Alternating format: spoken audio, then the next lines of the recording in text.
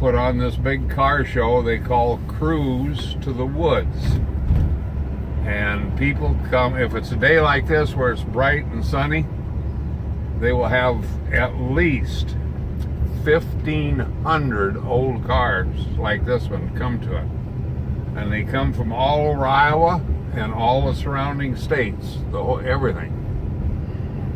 So we went to this, Phyllis and I. This one was at the car show with a big for sale sign on the windshield. She says, my husband and I spent many, many hours fixing that car up. And he worked for either Hy-Vee or Fairway or one of them big grocery store chains.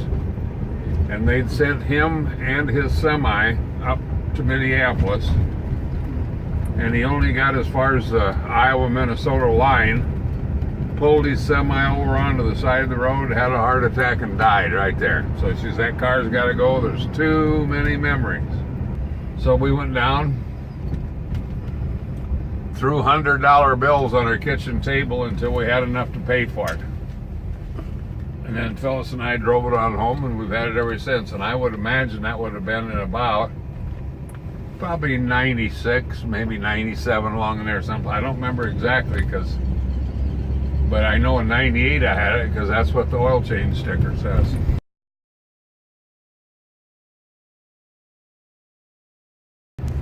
We're only the second family that's ever owned this car.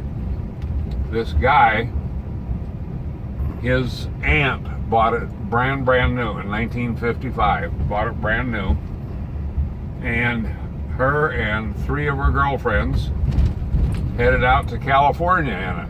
Drove it clear out to California and back. But the 3 other girlfriends that was with her never drove the first mile. She drove it all the way out and all the way back. And when she got back home with this car, she was so sick of driving it, she put it in the garage, and it never moved for 20 years. It sat right in her garage, never moved once. So I suppose that's why they had to refurbish it a little after sitting so long, you know. This car was manufactured the same year that your grandma graduated from high school. So there's a lot of stuff about this car that's kind of cool, you know.